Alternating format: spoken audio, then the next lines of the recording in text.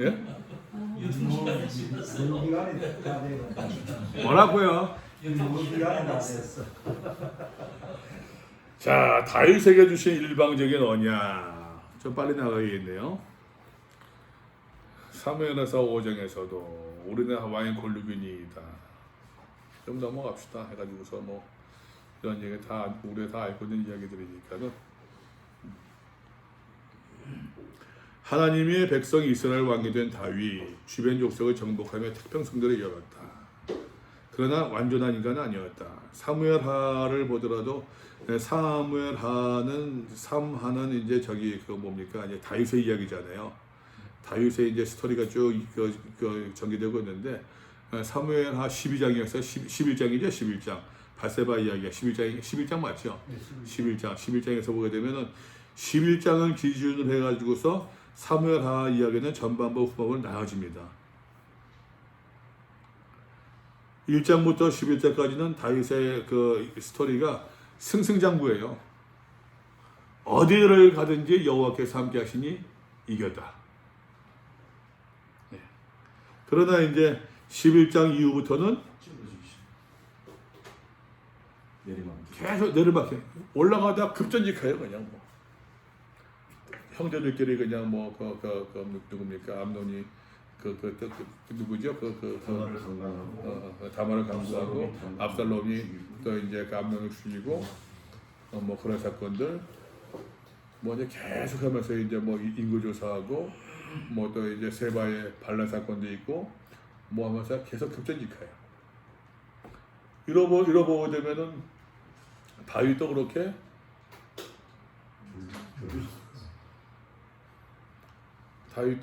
이제 성공적인 그의 살았던 여정과 비교해봐서 아브라함도 그렇고 아브라함도 다윗도 그의 살았던 어떤 생애를 성경의 내용, 우리 성경으로밖에 모르지만 성경의 내용을 보더라도 다윗, 아브라함이 그렇게 성공적인 인생은 아니었어요. 그러나 그럼에도 불구하고 하나님께서 아브라함을 믿음의 조상으로 그럼에도 불구하고 다윗을 이스라엘의 왕과 영원한 왕조로 만들어 주신 이유가 무엇이냐? 그건 이제 일방적인 언약이라는 얘기예요. 하나님의 약속, 종적, 무조건적인. 그의 손에 사람의 피가 묻어 있었다. 오죽하면은 스스로 이야기하기를 뭐 역대기 기자는 좀 뭐 기록이 다릅니다만 자기가 그 성전을 지키러 원했지만 하나님께서 아니다. 너는 군인이라 손에 피를 많이 묻혔다. 근데 사실 솔직히 그 열왕기를 보더라도 사실 이제 그 성전은 누가 지었습니까? 솔로몬이 지었지만 모든 준비는 다 다윗이 한 거죠. 다 다윗이. 제가 있었던 이제 그 교육조사하던 교회도 그 목사님이 이제 참 그 교회가 있는데 목사님이 이제 그 옛날 그분도 이제 구목 출신이었거든요. 80년대 해가지고서 중령제대 해가지고서는 예배 나가셔가지고서 이제 동두천역에 있었는데 그분 거기서 이제 시골에서 이제 동두천에서 중령 출신이고 하니까는 이제 그 사회 이제 그 뭡니까 시 활동을 좀 하신 거예요. 그때 유명한 게 있답니다. 사회 정화위원회. 전두환 시절에 정화위원회가 있었는데 각 시마다 도마다 사회 정화위원회가 있었어요. 거기 이제 군 출신이니까는 거기 이제 활동을 하신 거예요. 활동하시면서 이분이 이제 이러저러한 이제 그 시 개발 정책, 시 개발 계획을 들은 거예요. 들어가지고서 어디 시청에 들어선다. 알고서 거기다 교회로 땅을 샀어요. 땅을 샀어요. 시청에 들어섰네요. 땅 깨고 그렇잖아요. 근데 그걸 팔고서 또 어디에 또 이제 그 나중에 주택 개발한다. 개발해야 거기다 땅을 샀어요. 네. 나중에 거기다가 이제 그분은 이제 뭐 교회에 또 일이 있어가지고서 뭐 이제 그 미국 가셨고 그 거기에 이제 개발을 그 지을 때는 그 땅을 일부 팔아가지고서 그 이제 교회를 지었어요. 근데 그 부인 목사가 자기가 다 한 것처럼 얘기해. 내가 볼 때는 저희 목사 하신 거거든요. 그잖아요. 자기네 지키면 한 거예요, 그냥. 솔로몬이. 예. 제가 짓기만 한 거예요. 아, 그거 돈 있고 하는데 누가 못 줘? 그거 누가 못 해요? 그거는 뭐 자기가 땅 파나 자기가 벽돌 쌓나 돈 줘가지고 인부 사서하는 거. 지난 얘기지만 그 목사님이 나보고서 미국 들어오라고 했었는데 우리 아들 태어나기 전에 미국 들어오라고 그 사모님이 미국에서 나오셔가지고서는 나를 찾으러 미국 나오셔가지고서 미국 들어와라. 지금 미국 들어와서 이제 그때 그 당시 미국 노회장하고 계셨는데 들어오게 되면은 조그만데 이제 그 교회를 담임하고 거기서 공부해라. 당신 도와주시겠다. 그러니까 제가 얼마나 나이브에 있었는가 하게 되면은 목사님 죄송합니다. 사모님 죄송합니다. 제가 기도한 게 있어가지고서 제가 군대에서 5년 있기로 하나님께 기도했는데 최소 5년, 3년 차에 했거든요. 그분이 3년 제대한 줄 알고서 나오신 거였어요. 참 나이브했지. 그때 갔었어야 되는 건데. 어쨌든 간에 그 다윗도 그렇게 신실한 사람은 아니었어요. 보게 되면은 여러분 아시죠? 다윗이 이제 그 마지막 열왕기상 보게 되면은 솔로몬에게 말입니다. 아주 그냥 그 뒤끝있게 행동하잖아요. 고이 보내지 말아라. 누구는 죽이지 마, 누구는 그냥 묻힐 자기 왕족 근데 자격이 없다. 그냥 죽여야 된다. 무섭지 않아요, 뭐? 무섭지 않습니까, 뭐? 꼭 그렇게 내 말로 해야 되나? 하나님이 이런 다윗에게 미래 언약을 주셨습니다. 영원한 왕국을 세워주겠다. 이유가 뭡니까? 내 집과 내 나라가 영원할 것이다. 이유가 뭐예요? 언약이에요. 일방적 언약. 이 전무후무한 복의 약속을 받은 다윗.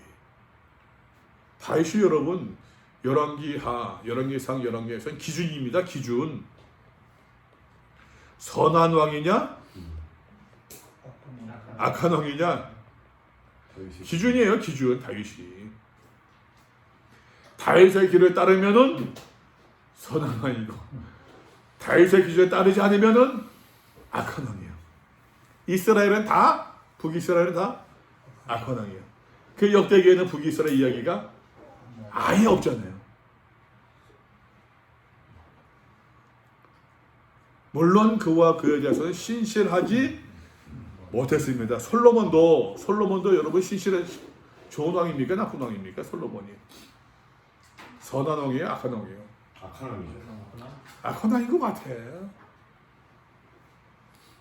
솔로몬의 이야기 좋은 거 그냥 지혜로운 왕이었다? 그거밖에 없어요. 그러나 그럼에도 불구하고 하나님께서 솔로몬 시대에 징계를 받아야 함에도 불구하고 솔로몬 시대에 징계를 받지 않고 그 아들 시대에 징계를 받은 이유가 뭡니까? 다윗 때문에. 그런다 그 다윗도 그렇게 신실한 왕은 아니었다. 신실한 사람은 아니었었다. 이유가 뭐냐? 그럼에도 하나님께서 복을 주신 이유가 종적 언약이라는 거예요. 일방적 언약. 가장 큰 복이 뭡니까? 다윗 가문에서 메시아가 나왔다고 하는 거. 메시아의 조상이 되었다고 하는 거. 다시 이야기합니다, 여러분. 아브라함의 언약과 다윗의 언약은 대표적인 일방적 언약이었어요. 다시 말씀드립니다, 여러분. 쌍방적, 조건적 언약에서 대표적인 것이 뭐예요? 신해선 언약이에요. 신해선 언약은 인간의 편에서 구원받은 사람이 하나님을 향해서 지켜야 될 그 책임과 역할된 모습이 굉장히 강조되어져 있다라고 하는 것. 이제는 내가 구원받았으니 내가 너한테 이렇게 만나와 매출하기로, 내가 너한테 이렇게 반석에서 불이 나오게, 내가 너희들한테 이렇게 하나님의 새끼나 구름기둥으로 불기둥으로 해주지 않느냐, 구원하지 않았느냐. 이제는 너희가 이 은혜를 받았으니 여러분 이것은 그대로 말입니다. 제가 봤을 때 그대로 신약으로도 갖고 올 수 있어요. 마태복음 5장에서 뭐가 있어요? 5장에서 7장까지 산상수훈 이야기. 천국 시민의 윤리라고 하는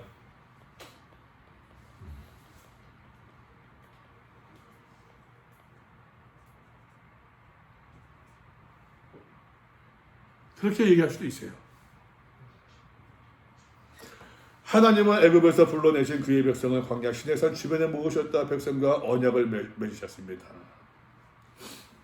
일방적으로 구원해 주셨고 주셨지만 이제 언약을 맺으십니다. 십계명과 율법을 따라 여호와만 하나님으로 섬기게 요구하십니다. 하나님의 요구였어요. 계약 조건입니다. 그죠? 네. 조건이었어요. 이스라엘을 제사장 나라로 삼으셨다.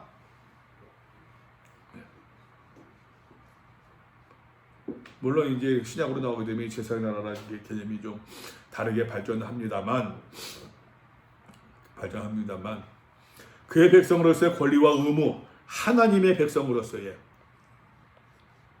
권리도 있지만 의무도 있어요. 하나님께서 구원해 주신 것, 하나님께서 뭐 복을 주신다, 하나님께서 보호 주신다, 뭐 권리라고 얘기할 수 있겠죠. 그러나 그 권리를 누리는 것만큼 의무도 감당해야 돼요. 제사장 민족으로서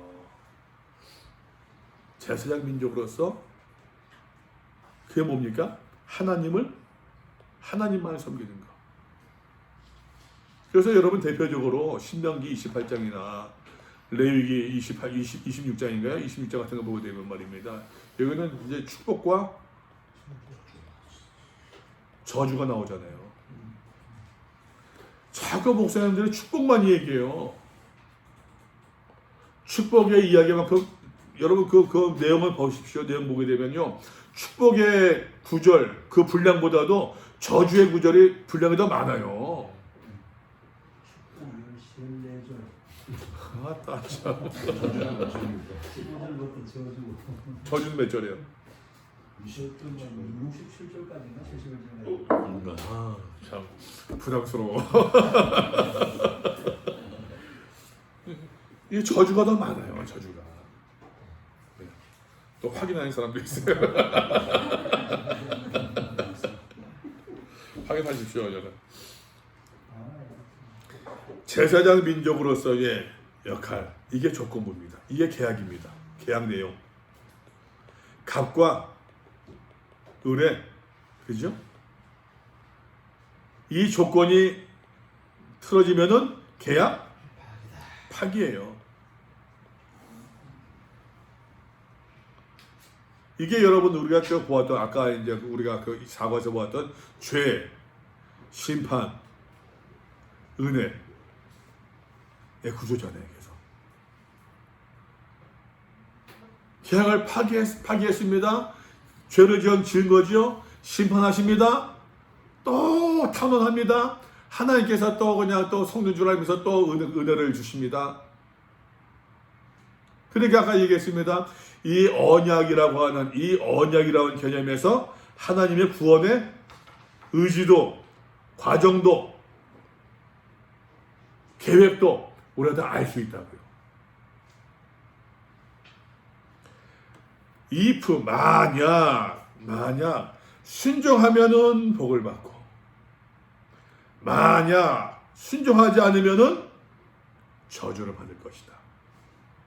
그러면 여러분 신명기 28장이나 레위기 26장 이런 말씀들은 축복의 말씀, 축복과 저주를 이야기합니까? 의무와 순종을 이야기하는 겁니까? 의무와 순종. 그죠? 의무와 순종을 이야기하는 거예요. 구원받은 백성으로서 제사장 민족으로서 하나님을 어떻게 섬겨야 될 것인가의 그 의무와 하나님의 말씀에 대해서 아까 최 목사 말씀한 것처럼 그 말씀에 대해서 우리가 어떻게 순종할 것인가에 대한 것이, 거기에 대한 이야기인 것이지, 축복 복을 받는다 뭐 들어와도 복을 받고 나가도 뭐 그것만 있나? 들어가도 저주를 받고 나가도 저주를 받는데 순종하지 않으면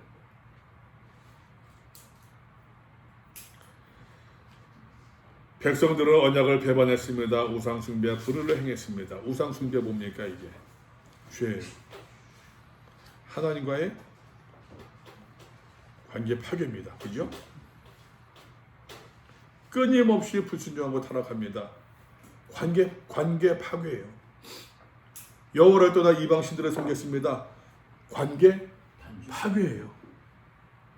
이거는 구약의 이야기만이 아니라 신약도 마찬가지고 오늘날도 이방 신들을 떠난다, 섬긴다. 다 마찬가지지 않겠어요, 여러분? 이 이방 신들을 따르는 것. 이스라엘 백성들이 가나안에 정착한 이후에 이방 신들을 따랐던 이유는 결정적인 이유가 뭡니까? 다산이었거든. 다산. 풍요와 다산. 풍요와 다산. 이거는 뭐 오늘날도 경제라고 하는 이름으로 돈, 그러니까 너무 좀 부끄러운가 창피한가요?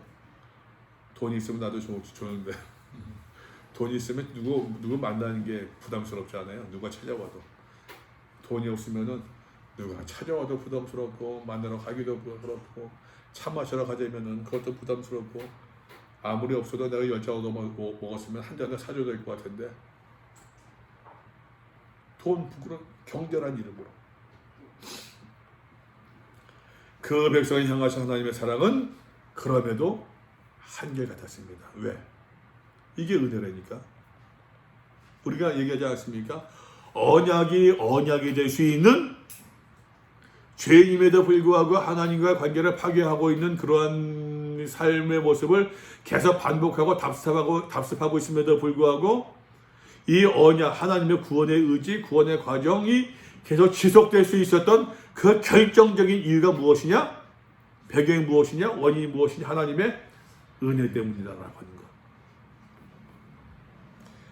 선지자들은 새 언약을 이어납니다. 그러니까 이거 좀 말이 좀 길었는가 보네요.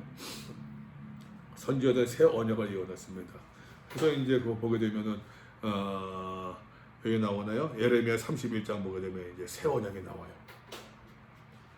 예레미야 31장에서. 참 조금 뭐 과정을 말씀드리면은 그 포로기 생활을 보내잖아요. 이스라엘 백성들이 이스라엘을 갔다가 그 가나안 땅에서 하나님께서 바벨론 포로 생활을 보내지 않습니까?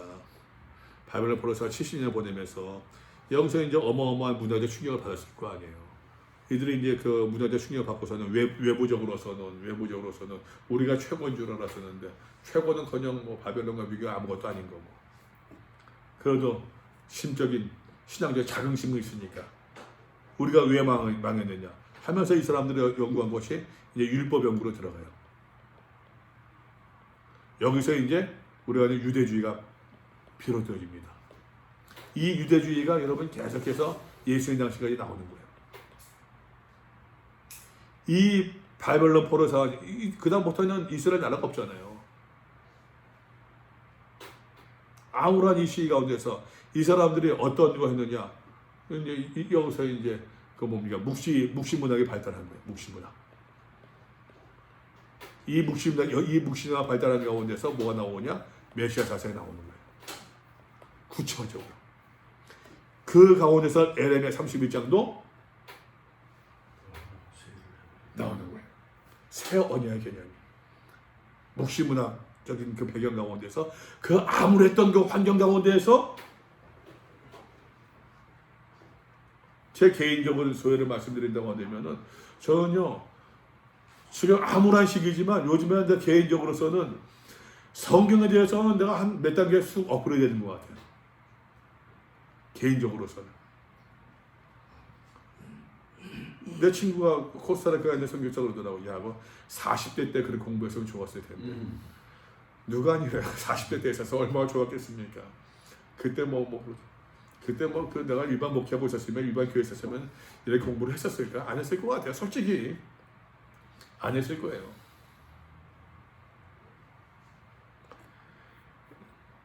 여기서부터 이제 해가지고서 새 언약의 개념이 나옵니다. 모세는 새로운 모세, 나와 같은 선지자. 이사야는 새로운 하나님의 종, 새로운 언약을 예고합니다. 이사야 42장부터 41장인가 40장부터 제2이사야 하면서 희망과 소망과 그 아까 말씀드린 바벨론 포로 생활의 배경이 나오잖아요. 예레미야도 하나님의 때가 오면은 하나님의 때 묵신명학적인 배경이에요. 하나님께서 유다의 가문과 왜 유다입니까? 다윗의 후손 새 언약을 세울 것이라. 그 새 언약이 누구를 통해서 성취되었습니까? 예수 그리스도를 통해서. 그래서 여러 번 말씀드렸어요. 복음이 무엇이냐? 예수님에 대한 이야기다, 내러티브다. 이 복음의 이야기에는 몇 가지 내용이 들어가야 된다?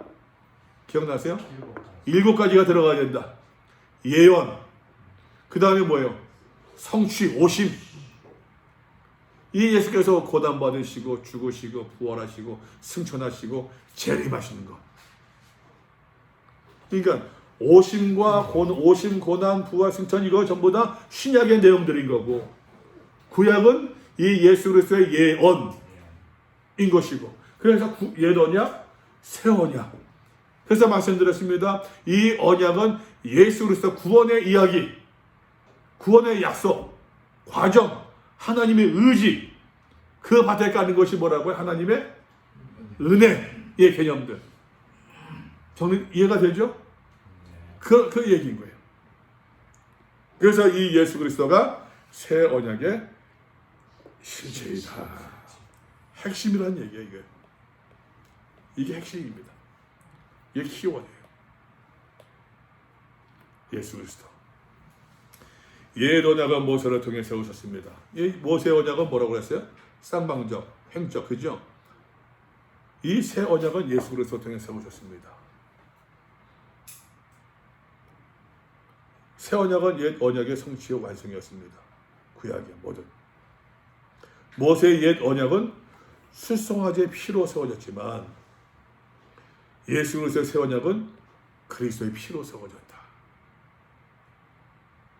모세의 옛 언약에서는 뭐 율법도 율법이지만 제사장 나라 제사법 해가지고서는 우리의 죄의 문제가 해결될 수 있는 그 제사에 대해서 피의 효능에 대해서 이야기를 하고 있지 않았습니까? 새 언약에서는 그에 바탕에 가지고서 예수 그리스도의 보혈의 공로를 이야기를 하고 있는 것이에요. 새 언약의 피, 속죄의 언약, 구약의 언약, 영생의 보증이다. 구약의 언약이 성취되었습니까? 성취되지 않았습니까? 성취되었습니다. 아담에게 주신 언약도 성취되었습니다. 무지개. 근데 요즘에 무지개 말하는 것도 힘들어요. 그죠? 말씀드린 것처럼.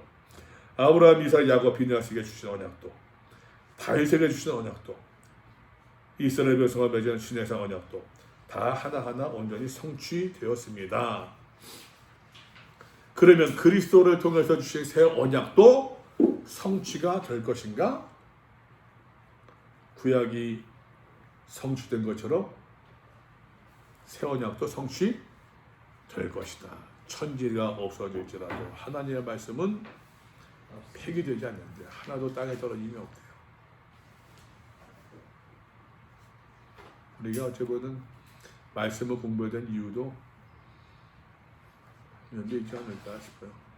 말씀이 샘솟는 교회. 참 이름 잘 지었어요.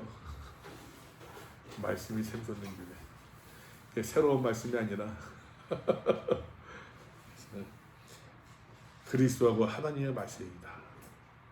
참 요한이 기가 막힌 얘기를 하세요. 말씀이 육신이 되어 우리 가운데 오셨대요.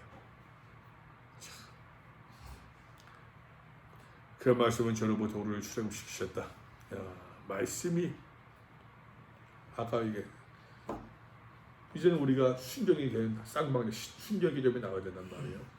뭐에 순종합니까? 무엇에? 말씀에 대한 순종.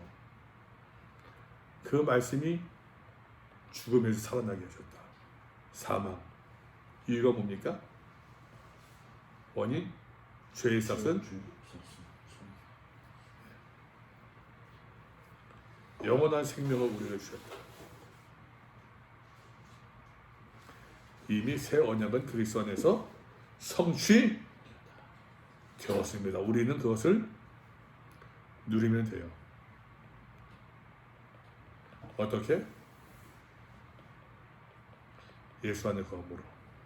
누구든지 그리스도 안에 있으면은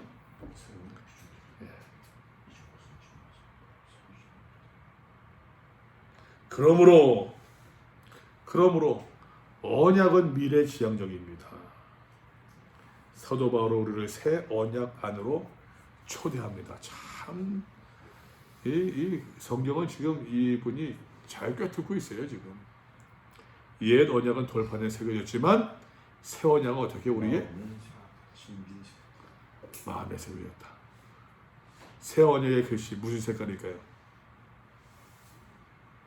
무슨 색깔입니까? 빨간색. 왜? 예수님의 피스. 청색. 왜 삐딱선을 타요? 왜 반항하는 거야? 원래 하늘의 색이 청색입니다. 왜 반항? 아직까지 그냥 그 철이 덜 들었는데 아직 반항하고 있어. 예, 새 언약은 우리의 마음에 새겨졌다. 하나님이 시퍼렇게 살아계시기 때문에 눈이 시뻘개졌네 그냥. 그러므로 옛 언약의 노고 속에서 옛 언약의 노고, 새 언약은 언약의 완성입니다. 예수 그리스도 그는 언약의 정상입니다. 언약의 실체입니다. 뭐 한 번 나와서 그냥 그렇게 그냥 그래요. 우리는 지금 정사원이. 우리는 지금 5코스를 5개 코스를 지금 점령한 사람들이에요. 신기해. 우리는 주마간산이야 주마간산. 우리는 5코스를 다 올라간 사람인데. 야, 5자 정도. 와.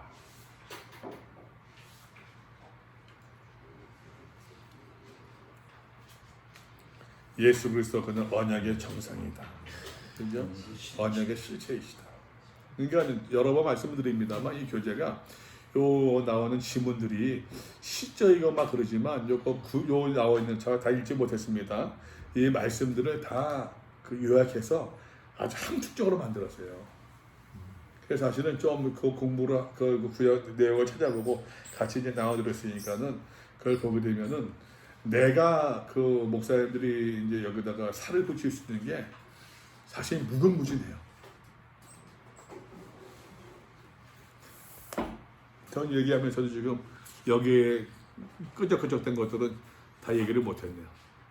솔직히 여기에 끄적끄적된 것들을 있는 것들은 다 얘기를 못했어요.